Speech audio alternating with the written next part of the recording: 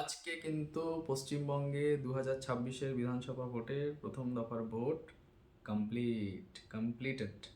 সকাল থেকে রাত পর্যন্ত কি ঘটলো, কোথায় ইভিএম ভাঙলো, কোথায় মানুষ উৎসবের মেজাজে ভোট দিল, কোথাও বুথ জ্যাম হলো, অনেক কিছু হয়েছে। সবটা নিয়ে একদম ডিটেলসে কথা বলবো। প্রথম দফার এই ভোট কিন্তু অনেকগুলো সমীকরণ তৈরি করে দিয়ে গেল। ভিডিওটা শেষ পর্যন্ত দেখবেন, কারণ এই ভিডিওর শেষে আমি বলবো যে কার দিকে পাল্লা ভারী হতে চলেছে। আমি ঠিক বলছি কিনা আপনারা বিচার করবেন। নমস্কার, আমি প্রদীপ্ত। খবর ও কথা চ্যানেলে আপনাদের সবাইকে জানাই স্বাগত।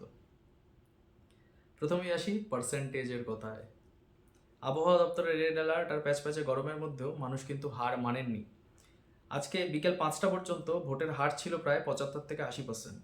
আপনাদের মনে আছে 2011-তে যখন পরিবর্তন হয়েছিল সেবার কিন্তু ভোটের হার ছিল 81%। কিন্তু এইবার প্রথম দফার ভোটে ভোট পড়েছে 93%, যেটা কিন্তু একটা রেকর্ড। এটা বোঝায় যে মানুষ কিন্তু ভোট দিতে ভয় পাননি, মানুষ ভোট দেওয়া থেকে বিরত হননি। অনেকে ভয় দেখিয়েছে, ভয় দেখানোর চেষ্টা করেছে, ভয় তো প্রতিবারই দেখায়, কিন্তু ভয় দেখিয়ে কিন্তু মানুষকে ভোট দেওয়ার থেকে আটকানো কখনোই যায় না, আর যাবেও না। মানুষ তার মতামত প্রকাশের দাবি, সেটা মতামত প্রকাশের অধিকার, সেটাকে ভোট দানের যে অধিকার, সেটাই কিন্তু ব্যবহার করবে এবং নিজেদের মতামত প্রকাশ করবে। বাঁকুড়া, পুরুলিয়া আর মেদিনীপুরের মতো জায়গাগুলোতে মানুষ কিন্তু সকালে 7টা বাজার আগেই উঠে লাইনে দাঁড়িয়ে পড়েছিল। বিশেষ করে জঙ্গলমহলে এবার ভোটারদের অ্যাটেন্ডেন্স একদম চোখে পড়ার মতো ছিল। গতবারের তুলনায় কিন্তু এবার বুথে বুথে মহিলা ভোটারদের সংখ্যাও বেশি দেখা গেছে। মহিলা ভোটারদের ভিড় ছিল অনেক বেশি, তাই এটা কিন্তু রাজনৈতিক দলগুলোর মাথায় চিন্তার ভাঁজ চিন্তার ভাঁজ কিন্তু পড়ে গেছে। কারণ মহিলা ভোটারদের ভোট কার দিকে যাবে কেউ বলতে পারে না। নিরাপত্তার কথা বললে এবার কিন্তু নির্বাচন কমিশন নিরাপত্তায় কোনো ফাঁক রাখেনি। প্রত্যেকটা বুথে কেন্দ্রীয় বাহিনী মোতায়েন ছিল। ড্রোনের মাধ্যমে ওপর থেকে নজরদারি চালানো হয়েছে। এত কড়াকড়ি সত্ত্বেও কিন্তু কিছু কিছু এলাকা থেকে অশান্তির খবর এসেছে। কেশপুর বা ঝাড়গ্রামের মতো কিছু স্পর্শকাতর এলাকায় বিক্ষিপ্ত ঝামেলা হয়েছে। কোথাও ভোটারদের ভয় দেখানোর অভিযোগ উঠেছে, আবার কোথাও কোথাও বুথ জ্যামের চেষ্টা করা হয়েছে। তবে কেন্দ্রীয় বাহিনীর তৎপরতায় পরিস্থিতি খুব একটা হাতের বাইরে যায়নি। খুব সুইফট অ্যাকশন নিয়েছে কেন্দ্রীয় বাহিনী এবং ব্যবস্থা করে দিয়েছে। যারা যাকেই ভয় দেখানোর চেষ্টা করছিল বা যারাই এসব প্রবলেম সৃষ্টি করার চেষ্টা করছিল, তাদের কিন্তু কেন্দ্রীয় বাহিনী একদম ব্যবস্থা করে দিয়েছে সঙ্গে সঙ্গে। এবার আসি ইভিএম মেশিন নিয়ে। সকাল সকাল অনেক জায়গা থেকে খবর আসছিল ইভিএম কাজ করছে না। মেদিনীপুরের বেশ কিছু বুথে ভোটাররা অভিযোগ করেছেন যে তারা 2-3 ঘন্টা লাইনে দাঁড়িয়ে থেকেও কিন্তু ভোট দিতে পারছেন না, কারণ মেশিন বিকল।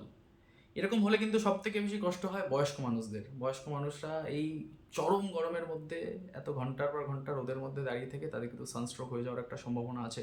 তো এই দায়িত্ব কে নেবে আমি জানি না। ইলেকশন কমিশন কি এই দায়িত্ব নেবে, এটা আপনাদের কাছে প্রশ্ন রইল। কমিশন অবশ্য দ্রুতই ব্যবস্থা নিয়েছে সব জায়গায়।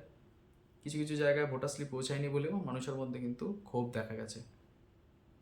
সবচেয়ে ইন্টারেস্টিং পার্ট ভোটের রাজনৈতিক লড়াই। শাসক দল তৃণমূলের দাবি তাদের লক্ষ্যভেদ হয়ে গেছে এবং এই ভোটে তারা কিন্তু বড় ব্যবধানে জিতবে, এটা তাদের দাবি। আবার বিজেপিও সেম দাবি করছে। বিজেপি নেতা শুভেন্দু অধিকারী বলছেন এই ভোটে নাকি তারা 120-র ওপরে আসন পাবেন।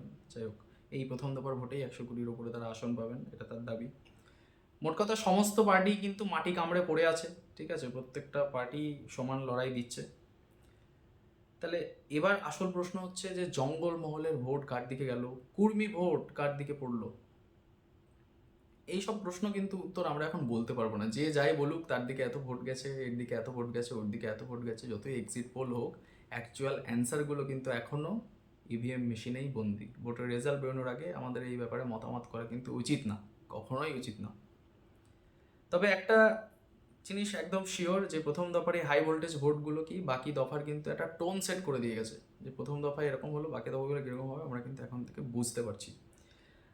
আপনার এলাকায় আজকে ভোট কেমন হলো এটা আমি জানতে চাই। আপনার এলাকায় কেমন হয়েছে, আপনার অভিজ্ঞতা কি ভোট দেওয়ার, আপনি কখন গেছেন ভোট দিতে, কখন ভোট দিয়ে ফিরেছেন। আপনার বাড়ি যদি বাঁকুড়াতে কিংবা পুরুলিয়াতে কিংবা মেদিনীপুরে হয়, তাহলে আপনি অবশ্যই কমেন্টে আমাকে জানান যে আপনার এলাকায় আজকে ভোট কেমন হয়েছে। আপনার বুথে কেন্দ্রীয় বাহিনী ছিল কি না, আপনার ভোট দিতে কতক্ষণ সময় লাগলো, আপনাদের ওখানে আবহাওয়া কীরকম ছিল, সবই আমি আপনাদের কাছ থেকে জানতে চাই। আপনাদের খবরই জানানোই এই চ্যানেলের মাধ্যমে আমার কাজ। পরের দফার ভোটগুলোতে কী হচ্ছে প্রতিদিনের নিয়মিত খবর জানার জন্য আমার চ্যানেলটাকে সাবস্ক্রাইব করে রাখবেন। নমস্কার।